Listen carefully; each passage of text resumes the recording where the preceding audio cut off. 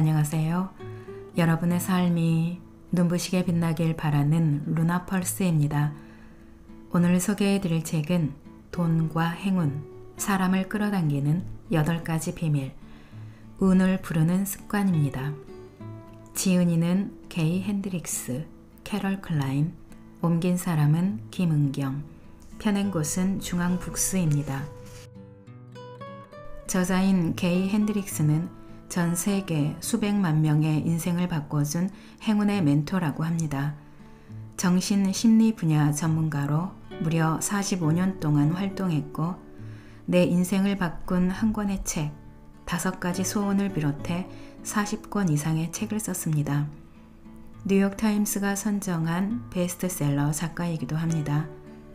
그리고 캐럴 클라인은 5억 독자가 읽은 베스트셀러 영혼을 위한 닭고기 스프 시리즈를 잭 캔필드, 마크 빅터 한센과 함께 쓴 작가입니다.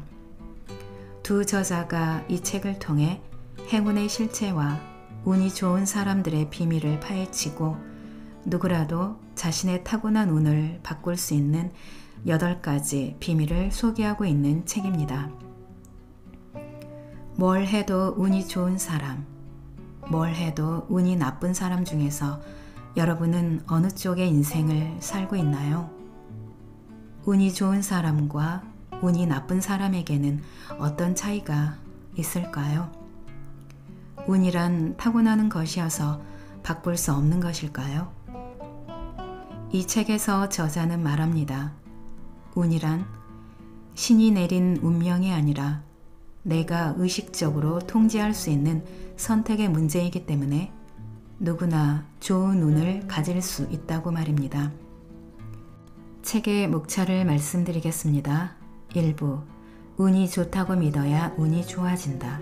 첫 번째 비밀, 운이 좋은 사람이 되겠다고 다짐하라.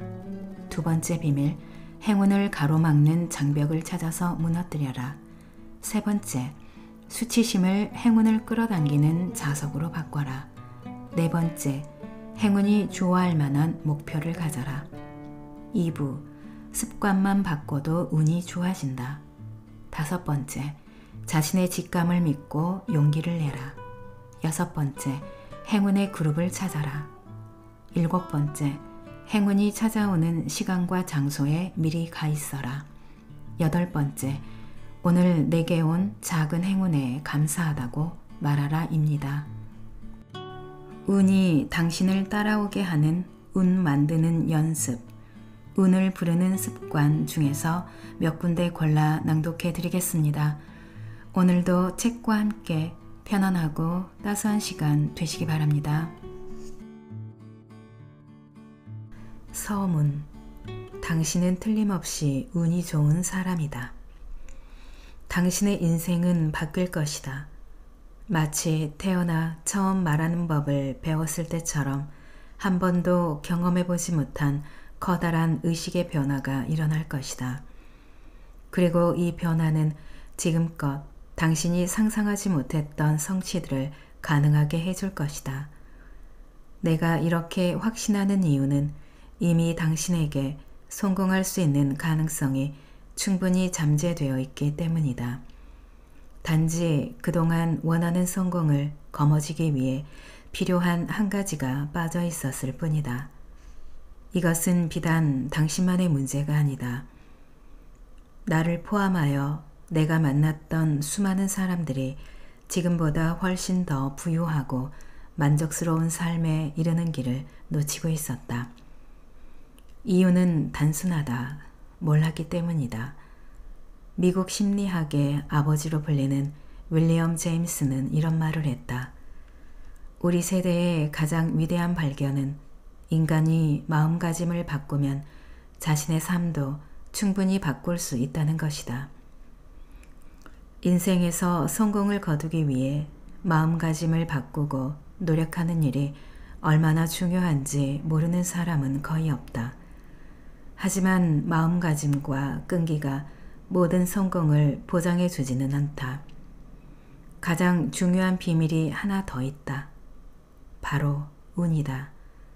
많은 사람들이 성공을 거두는 데 있어 운의 중요성에 대해서 미처 생각하지 못한다. 운이란 그저 자신이 통제할 수 없는 영역에서 발생되어 우연히 주어지는 것에 불과하다고 여긴다. 그래서 행운이 찾아오면 오늘은 운이 좀 좋네 하고 반대로 불운이 닥치면 역시 난 운이 나빠 하고 쉽게 생각한다. 하지만 이러한 생각은 틀렸다. 행운이든 불운이든 모든 운은 항상 바뀐다. 우리가 건강한 몸을 만들기 위해 균형 잡힌 식단, 충분한 수면, 자주 물 마시는 습관, 주기적인 운동을 하듯이 운을 좋게 만드는 데에도 일종의 지침들이 존재한다. 그러니 이 지침을 순서대로 따라하기만 하면 당신의 운은 지금보다 훨씬 더 좋아질 것이다. 스탠퍼드 대학교 경영과학공학과 교수인 티나 실리그는 행운을 만들어내는 방법에 대해 다음과 같이 이야기한 적이 있다. 운이란 단발적이고 극적으로 일어나는 벼락 같은 게 아니라 끊임없이 불어오는 바람과도 같아요. 운을 바꾸기 위해서는 이 개념을 이해하는 게 가장 중요합니다. 그러니 행운이라는 바람을 받고 싶다면 매일매일 작은 행동으로 쌓아올린 돛을 먼저 만들어야 하죠. 여기에서 중요한 포인트는 바로 운은 스스로 바꿀 수 있다는 것이다. 이건 내가 마주한 진실이기도 하다. 물론 운을 바꿀 수 있다는 말이 회의적으로 들린다고 해도 충분히 이해한다. 나 역시 그랬으니까. 하지만 나는 운의 비밀을 활용하여 스스로 엄청난 행운을 만들어냈다. 뿐만 아니라 수많은 사람을 도와주는 과정에서 그들이 이 비밀을 어떻게 자신의 삶에 적용해 운을 바꾸었는지 직접 목격했다. 행운을 의식적으로 끌어당기는 비밀.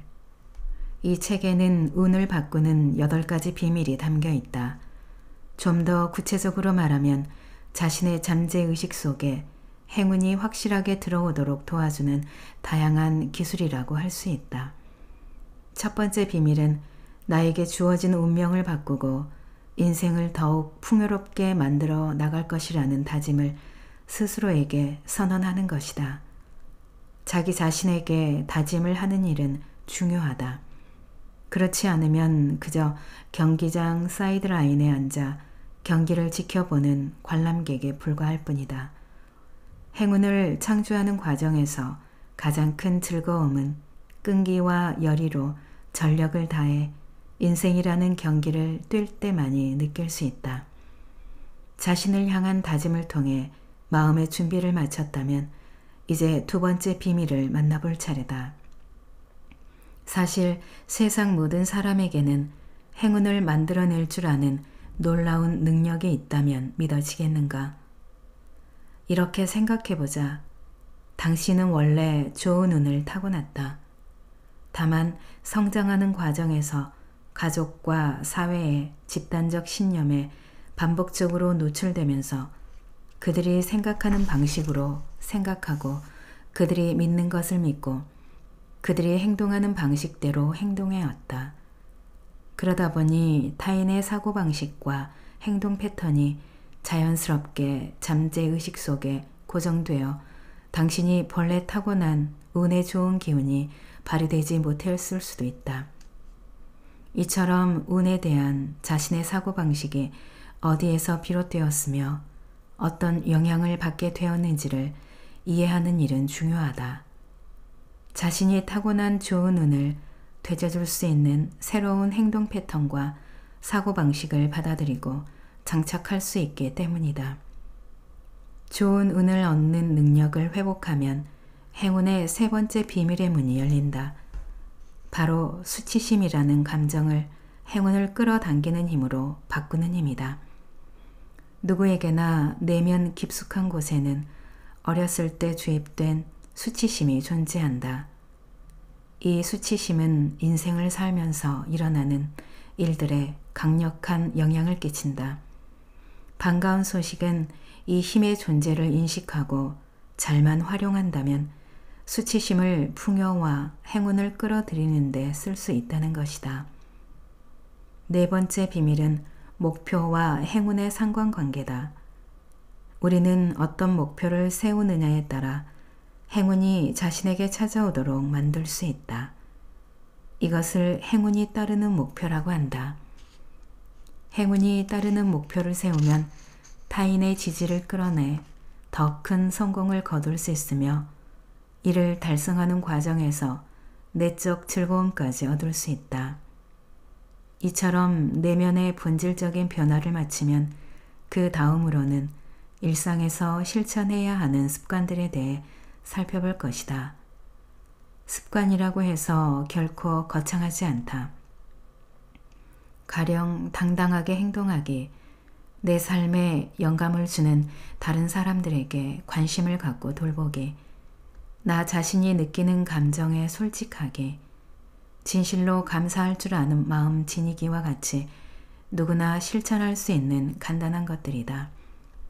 매일매일 부지런히 지키다 보면 어느 순간에는 저절로 내 몸과 마음이 바뀌고 인생이 바뀌는 극적인 효과를 낸다. 마음가짐이 운을 좌우한다. 좋은 운을 타고나는 사람들이 있다고는 하지만 확실히 나는 그런 사람이 아니었다. 나는 플로리다의 하류층 동네에 있는 작은 집에서 자랐다. 어머니는 7살 아들이 있는 상태에서 나를 임신했다. 그런데 어느 날 아버지가 갑자기 돌아가셨다.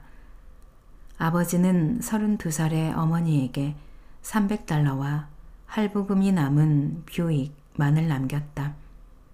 그나마 다행이었던 것은 조부모님이 가까이에 살고 계신 덕에 어머니는 그분들께 나를 맡겼고 다시 일어서기 위해 애를 썼다.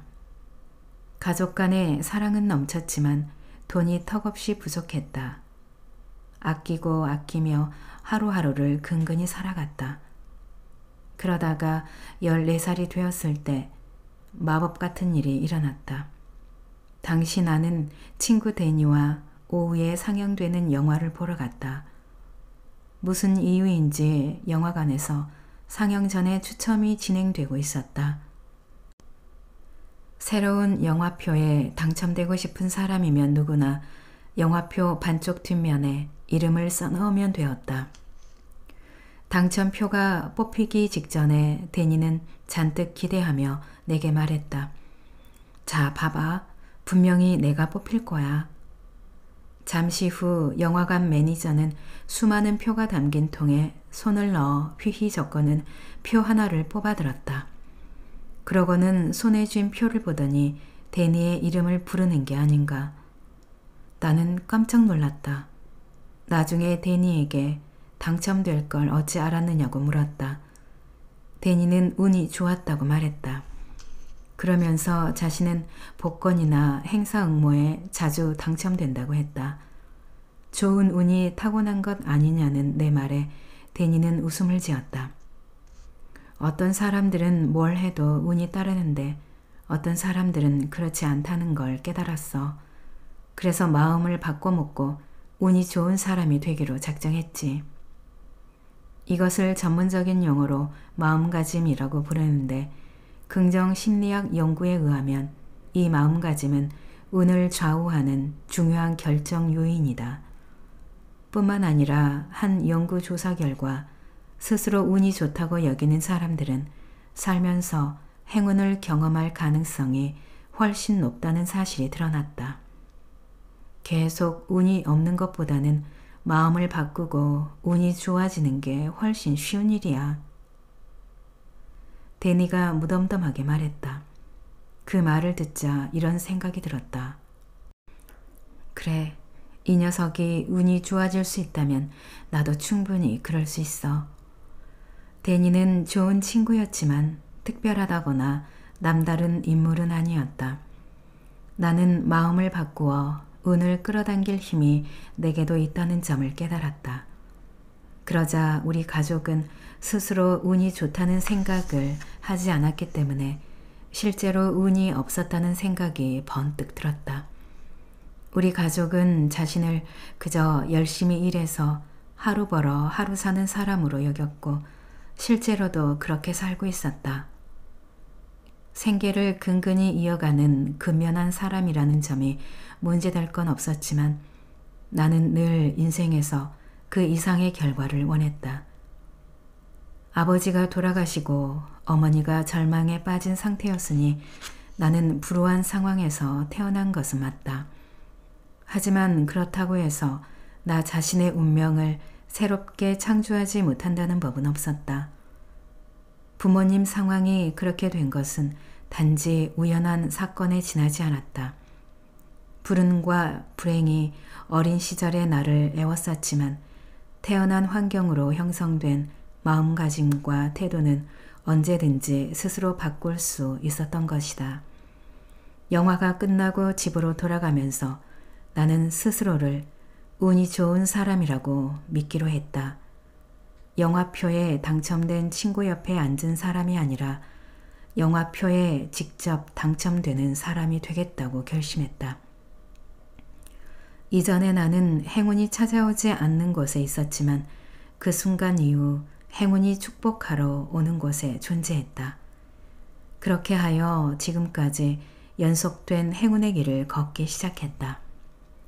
데니와 함께 영화관을 다녀온 그 다음 주에 나는 같은 영화관에 타잔을 보러 갔다. 상영까지는 시간이 좀 남아서 근처 잡지 판매점을 둘러보던 도중에 매장 한쪽에 놓인 희귀한 동전 수집 코너가 눈에 띄었다. 판매점 주인인 네드 씨는 열성적인 동전 수집가였는데 나 역시 동전 수집을 취미로 시작한 지 얼마 안 되었기에 매료되었다. 반대쪽 구석에서 네드 씨가 나이 지긋한 남자와 대화하는 모습이 눈에 들어왔지만 나는 그들에게 별로 관심을 두지 않았다. 잠시 후 영화관에 가려고 밖으로 나왔다. 조금 걷다 보니 주차 미터기 옆 보도에 고급스러운 서류 가방이 놓여 있는 것을 보았다. 놓고 간 사람이 있나 싶어 거리 여기저기를 둘러보았지만 아무도 없었다. 할 수 없이 서류 가방을 집어들고 다시 잡지 판매점으로 들어갔다. 네드 씨에게 혹시 누구 것인지 아느냐고 물었다. 그러자 그의 눈이 휘둥그레졌다. 방금 전 판매점에서 그와 대화를 나눈 남자의 가방이었다. 네드 씨는 그 남자가 유명한 동전 거래상이라고 했다. 그가 판매점을 나와 주차 미터기에 동전을 넣는 동안 서류 가방을 잠시 내려놓고는 깜빡 잊고 가버린 것이었다. 네드 씨는 내게 모퉁이를 돌면 음식점이 있는데 혹시 그가 거기서 식사를 하고 있는지 확인해 봐달라고 부탁했다.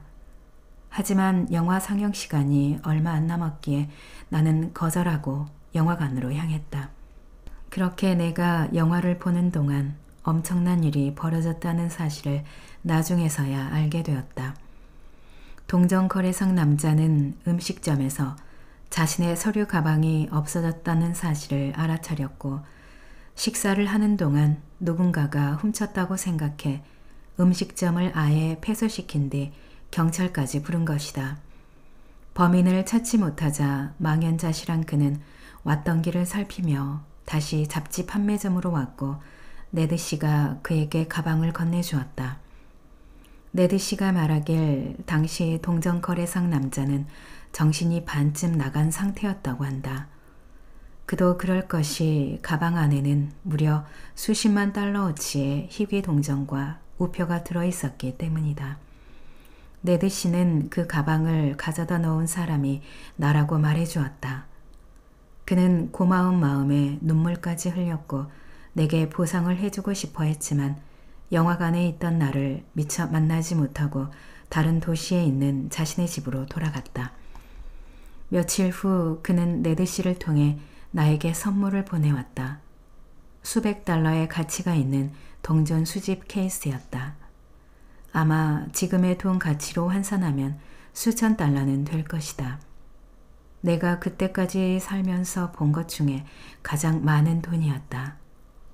나는 사람들에게 어떻게 운을 의식적으로 바꿀 수 있는지 설명하기 위해 데니와 동전 수집가의 일화를 종종 언급한다. 물론 우연의 일치라고 말하는 사람들도 있고 실제로 그럴 수도 있다. 하지만 예전의 나에게 그런 일은 전혀 일어나지 않았고 두 사건은 내가 좋은 운을 끌어들여 행운을 경험하게 한 인생의 전환점이라는 사실만큼은 분명했다. 이러한 경험들을 바탕으로 운이 빠르게 바뀔 수 있도록 하는데 8가지 비밀이 중요한 열쇠라는 점을 믿게 되었다. 그리하여 이제부터는 당신이 내 바로 맞은편에 있다고 여기며 행운의 비밀을 공유하고자 한다. 첫 번째 비밀, 운이 좋은 사람이 되겠다고 다짐하라. 자, 내 마음에 온전히 집중해보자. 그리고 다음 문장을 마음 깊이 새겨보자. 운이 좋은 사람이 되겠다고 다짐하는 순간 나의 운은 좋아지기 시작한다. 운이 좋은 사람이 되겠다고 다짐하는 순간 나의 운은 좋아지기 시작한다. 운이 좋은 사람이 되겠다고 의식적으로 다짐하기 전까지는 우리 안의 잠재의식이 운을 좌우한다. 물론 당신의 무의식에 행운을 끌어당기는 사고방식이 장착되어 있어 항상 운이 따랐다면 좋았겠지만 만약 그랬다면 당신은 이 책을 읽지 않았을 것이다. 조금만 더 운이 좋았더라면 인생에서 좋은 일들이 많이 일어났을 거라고 생각해서 이 책을 펼치게 된 것이리라. 나도 공감한다. 그래서 이렇게 조언을 해주고 있는 것이다. 우리는 운이 스스로에게 달려있다는 사실을 알아야 한다. 변화의 힘은 자신의 머리와 두 손에 달려있다. 누구든지 노력을 기울여 인생에 더 많은 행운을 끌어들일 수 있다. 몸과 마음에 몇 가지 단순한 변화만 주겠다는 의지만 있으면 운을 바꾸는 일은 사실 크게 어렵지 않다. 그러니 지금 자신을 들여다보고 과연 내가 운을 바꾸기 위해 노력할 의향이 있는지 확인해보자. 첫 번째 단계. 이제 당신은 특별한 방법으로 자신의 잠재의식에 말을 건넬 것이다. 이것은 수많은 사람들이 내게 큰 돈까지 지불하며 운을 바꿀 수 있도록 도와달라고 요청할 때마다 가장 먼저 권하는 방법이다. 먼저 필기구와 종이를 준비하자. 그런 다음 종이에 다음과 같은 문장을 쓴다. 빈칸에는 자신의 이름을 쓰면 된다. 운을 바꾸고자 하는 마음이 진심일 때에만 이 문장을 써야 한다. 나 땡땡땡은 지금부터 운이 좋은 사람이 되겠다고 다짐한다. 평소에 주로 쓰는 손으로 이 문장을 한번 써보자. 이어서 반대편 손으로 이 문장을 다시 쓴다. 잘 쓸 필요는 없으나 최선을 다해 써보자. 자신이 알아볼 수 있는 정도라면 충분하다. 우리가 주로 사용하지 않는 손은 잠재의식과 직접적으로 연결되어 있으므로 이 손으로 다짐을 쓰는 것은 매우 중요하다. 이제 다시 원래대로 손을 바꿔서 주로 쓰는 손으로 이 문장을 한 번 더 적는다. 그런 다음 또다시 손을 바꿔 한 번 더 써보자. 여기까지 잘 따라왔다면 평소 잘 쓰는 손으로 두 문장을 잘 쓰지 않는 손으로 두 문장을 썼을 것이다. 필사가 끝나면 잠시 휴식을 취한다. 산책을 해도 좋고 간단히 뭘 좀 먹어도 좋다. 적어도 몇 분 동안은 주의를 다른 데로 돌리고 아무 생각도 하지 말자. 이 문장이 마음속에 스며들려면 시간이 조금 필요하다. 휴식을 취한 뒤에는 바로 다음 단계로 넘어가도 되고 며칠 뒤로 미뤄도 좋다. 당신의 선택에 달렸다. 지금까지 무엇에 최선을 다해 왔는가? 계속할 준비가 되었는가? 좋다. 그렇다면 이제 삶을 영위하기 위해 우리에게 어떤 힘이 주어졌는지에 대해 이야기해보자. 당신은 이미 원하는 것을 스스로 창조할 수 있는 엄청난 힘을 가지고 있다. 이것은 의심할 여지가 없는 명백한 진실이다. 바로 지금의 인생을 만들어낸 사람이 바로 당신 자신이기 때문이다. 자신이 만든 삶의 모습이 마음에 들지 않을 수도 있다. 이 삶이 나의 선택으로 만들어진 것이 아니라 그저 나에게 일어난 일 뿐이라고 생각할지도 모르겠다.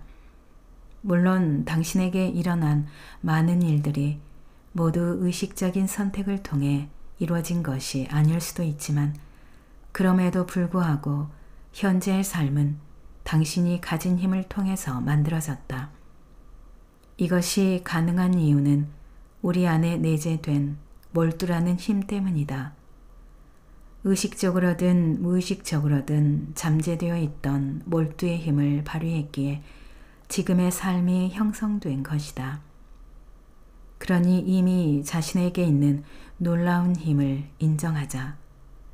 한 가지 방식으로 인생을 개척할 수 있다면 다른 방식으로도 얼마든지 개척할 수 있다.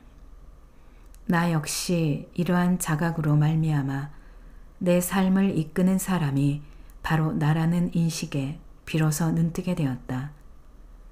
이 깨달음은 여러 가지 새로운 감각을 열어주었고 내가 내 인생을 스스로 책임지고 있다는 생각도 들게 해주었다. 이와 관련된 개인적인 경험을 하나 소개하겠다. 1979년 나는 5년 동안 사귀고 헤어지기를 반복했던 여자친구와 말다툼을 벌이던 중 인생을 바꾸는 깨달음을 얻었다. 우리가 500번째 말다툼을 하고 있다는 것이 아니라 똑같은 말다툼을 500번째 되풀이하고 있다는 사실을 알게 된 것이다. 인지하지 못했을 뿐 우리는 그 뻔한 말다툼을 무려 5년 동안이나 반복하고 있었다. 갑자기 머릿속에서 전구 하나가 반짝 켜진 느낌이었다. 그 패턴은 다음과 같았다. 우리 중 한 사람도 자신이 무엇 때문에 화가 났는지 솔직하게 말하지 못했다. 내가 싸늘한 분위기를 느껴 그녀에게 무슨 문제가 있냐고 물어보면 그녀는 매번 아무것도 아니라고 답했다. 갈등이 점점 커지고 사이가 멀어지면서 서로를 더욱 비난했다. 셀 수 없이 많은 이유로 서로를 헐뜯고 각자 자신이 피해자라고 생각했다. 결국 며칠 혹은 몇 주 동안 팽팽한 신경전을 벌인 끝에 우리는 고래고래 소리를 지르며 맹렬하게 싸웠다. 한번 그러고 나면 기분이 스스로 풀어지면서 다시 잘 지내게 되었다. 며칠 후 같은 패턴이 반복될 때까지 말이다. 나는 곰곰이 생각했다. 왜 이런 패턴에 빠지게 된 걸까? 왜 수년째 똑같은 논쟁을 반복하는 거지? 왜 굳이 서로 속이고 비난하고 책임을 전가하면서 내가 피해자라고 생각하는 것을 반복할까? 그러다 깨달았다. 나는 우리의 관계를 회복하려고 노력하는 대신 늘 해오던 습관화된 행동, 즉 비난하고 배신감을 느끼고 거짓말을 하는데 더 당연하게 몰두했던 것이다. 이는 분명히 무의식적으로 이루어진 일이었다. 나는 무의식이 어디에 몰두했는지를 깨달은 순간 내면에 큰 변화가 일렁였다. 나는 내가 처한 상황에 불운한 희생자가 아니라 이를 만들어낸 강력한 창조자였던 거다. 만일 당신이 지금 외롭다면 이는 사람들과 만나 어울리기보다 혼자 있는 일에 무의식적으로 더 몰두했기 때문이다. 비만이라면 건강한 체중을 유지하는 일보다 비만이 되는데 무의식적으로 더 몰두한 것이 원인이다. 살을 빼려는 의식적인 노력보다 과체중을 유지하려는 무의식적인 의지가 더 강하게 작용한 결과다. 같은 원리로 현재 당신의 운이 좋지 않다면 이는 당신이 운이 나빠지는데 무의식적으로 몰두했기 때문이다. 나는 이 말을 처음 들었을 때 운이 나빠지는데 몰두했다는 개념이 마음에 들지 않았다. 하지만 그 마음과 상관없이 인생에서 나타나는 결과들이 우리가 마음 깊은 곳에서 무엇에 몰두했는지를 보여준다는 점은 엄연한 사실이다. 자신이 무의식적으로 어디에 몰두했는지를 알면 늘 해오던 오래된 행동 패턴에서 벗어나 새로운 습관을 익힐 수 있다. 다음에 나오는 문장을 마음에 새기면서 음미해 보길 바란다. 기왕이면 이 문장에 담긴 진실이 온몸으로 느껴질 때까지 계속 되뇌어 보자. 나는 내 삶을 이끄는 사람이 바로 나임을 인정한다. 그리하여 나는 앞으로 내가 원하는 인생을 만들어가기 위해 최선을 다할 것이다. 운이 좋아지길 바라는 것은 바람직한 일이다. 많은 사람들이 원하는 것을 당당히 요구하고 표현하는 일에 다소 방어적이다. 스스로가 꼭 이기적인 속물로 느껴지기 때문이다. 하지만 운에 있어서는 꼭 명심해야 한다. 우리가 적극적으로 요청하지 않으면 우주는 우리에게 무엇을 주어야 하는지 모른다는 것을 말이다. 다시 말해 자신이 이렇게 되고 싶다라고 바라는 게 있다면 의식적으로 원해야만 그것을 받아들이고 즐길 수 있다. 운이 좋아지고 싶다면 운이 좋아지고 싶다고 간절히 원해야 한다. 자, 지금부터는 자신의 운이 아주 좋아지기를 원해보자. 다음과 같이 빈칸에 이름을 적고 큰 소리로 읽어보라. 나 땡땡땡은 운이 좋은 사람이 되고 싶다. 나 땡땡땡은 운이 좋은 사람이 되고 싶다. 자신이 어리석거나 바보같이 느껴져도 괜찮다. 이 문장을 읽음으로써 당신은 원하는 것의 힘을 의식적으로 활용한 셈이다. 이는 더 많은 운을 창조하는 데 도움이 될 것이다. 다짐을 공개해야 하는 이유. 만일 존 F 케네디 대통령이 인간을 달에 보내겠다는 다짐을 공표하지 않았다면 인류가 달에 갈 수 있었을까? 그랬을지도 모르지만 알 수 없는 일이다. 분명한 사실은 케네디 대통령이 비웃음과 불신을 무릅쓰고 대담한 다짐을 공표할 용기를 내어 인류에게 가능한 일의 기준을 높였다는 점이다. 마찬가지로 당신도 운이 좋은 사람이 되겠다는 다짐을 사람들에게 알려야 가장 큰 효과를 낼 수 있다. 지금까지 당신은 다짐을 속으로 되뇌었고 종이에 썼고 소리내어 말했다. 이제 그 다짐을 가슴 깊이 느끼며 작게 속삭이고 마음속에 스며들게 하라. 그 다음은 사람들에게 알리는 단계다. 가령 오늘 만나는 누군가에게 이렇게 말해보는 거다. 난 운이 좋은 사람이 되기로 했어. 상대방이 어떤 반응을 보이는지 살펴보자. 그는 당신에게 응원을 보낼 수도 있고 반대로 비웃을 수도 있다. 어쩌면 상대적 박탈감을 느껴 그건 불가능한 일이라고 내뱉을지도 모른다. 그들의 반응을 살펴보되 크게 신경 쓰진 말아야 한다. 중요한 것은 운이 좋아진다는 사실뿐이다.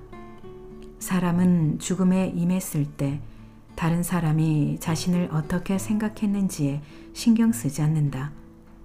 그때가 되면 자신이 인생을 즐겼는지, 최대한 사랑했는지, 큰 행운을 누렸는지 되돌아본다. 낭독은 여기까지입니다. 여러분의 구독과 좋아요, 댓글은 저에게 큰 힘이 되는 거 아시죠? 오늘도 끝까지 들어주셔서 감사합니다.